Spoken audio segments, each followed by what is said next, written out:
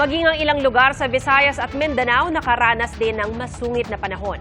Saksi si Kim Salinas ng GMA Regional TV. Nagkandahulog sa dagat ang ilang bahay kasunod ng paghampas ng malalakas na alon sa barangay Tubig Tana sa Bungao, Tawi-Tawi nitong linggo ng madaling araw.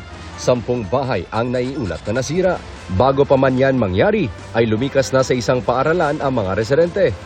Hinahatira na sila ng pagkain at iba pang tulong ng LGU. Winasak at itinumba naman ng malalakas na hangin ang ilang bahay sa barangay Tasiman sa Lake Cebu, South Cotabato. Ayon sa kanilang barangay secretary, natuklap ang bubong ng 3 silid-aralan. Pinadapa rin ng hangin ang mga puno ng saging. 100,000 piso ang inisyal na halaga ng mga naitalang pinsala. May pagguho naman sa bundok sa tabi ng National Highway sa barangay Pansud, Lebac, Sultan Kudarat. Humambalang sa kalsada ang ilang puno at debris, kaya stranded ang ilang sasakyan.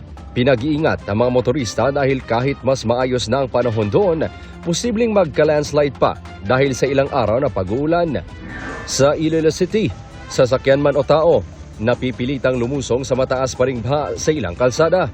Pero may mga ayaw ng tumuloy. Ma-deliver lang ka ng mga kabilya, ma'am. O, basi, di ba kaya, ma'am? Basi, bla karumalang-alang sakyan ba? Sa tabi ng Dungon Creek, sa Barangay Kalubihan, may baha pa rin sa loob ng ilang bahay. Sa datos ng Iloilo City Disaster Risk Reduction and Management Office, mahigit 1,000 ang nasa evacuation centers dahil sa pagbaha. 18 bahay naman ang nasira bunsod ng malalakas na hangin. Sa katotal, 17 ka parsya. Continuous ang aton nga pag-manage evacuation centers, pag-provide sa pinaranasan nila. May pagbaha pa rin sa ilang kalsada sa bayan ng Leganes. Nag-iwan ng putik ang humupang baha sa ilang paaralan. Base sa datos ng NDRRMC, mahigit 400,000 ang apektado ng pananalasa ng habagat at bagyong Krising sa buong bansa.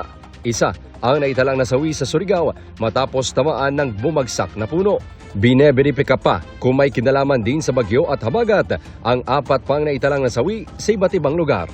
Para sa GMA Integrated News, ako si Kim Salinas ng GMA Regional TV, ang inyong saksi. Mga kapuso, maging una sa saksi.